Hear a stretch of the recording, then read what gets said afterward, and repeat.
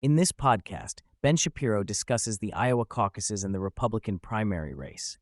He begins by highlighting the expectations for Donald Trump, who is the overwhelming favorite to win the Iowa caucuses.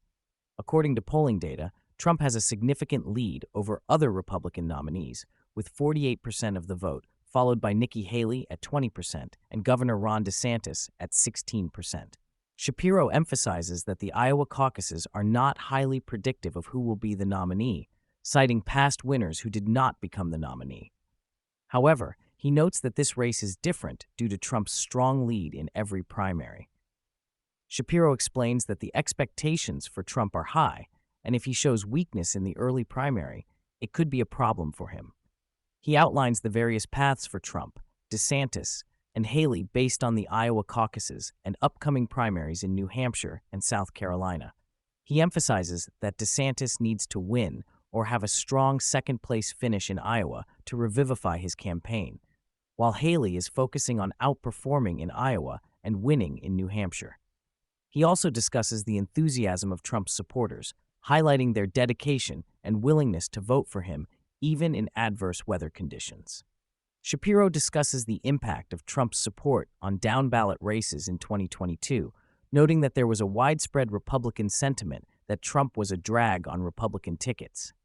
He explains that the Democrats made the 2022 midterms a referendum on Trump and his adjacent candidates, leading to certain swing voters not supporting Republican candidates.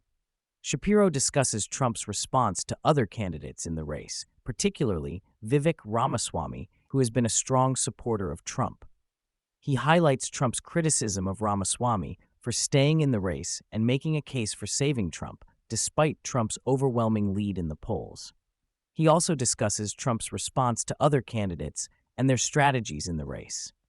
Shapiro addresses the Democratic panic and accusations against Trump, particularly the fears that Trump will use the military in dictatorial ways if he returns to the White House. He discusses the accusations against potential defense secretaries, including Christopher Miller, Michael Flynn, and Mike Pompeo, and emphasizes that the accusations are unfounded and bizarre. He highlights the impact of such accusations on Trump's support and motivation among his base. Shapiro continues by discussing the upcoming election and the state of the economy. He mentions that Joe Biden's approval ratings are at an all-time low, with only 33% of Americans approving of his performance. He attributes this to Biden's failure in domestic and foreign policy, as well as his poor rhetoric. Shapiro also highlights the concerns about Biden's age and mental sharpness, as only 28% of people believe he is fit to serve for another term. Shapiro then delves into the foreign policy challenges facing the Biden administration, particularly in relation to Israel and China. He discusses the tensions between the U.S. and Israel, as well as the potential for a crisis with China. He emphasizes the importance of strong leadership in handling these international issues and criticizes Biden's perceived weakness in dealing with foreign adversaries. The podcast also addresses the issue of illegal immigration and the border situation.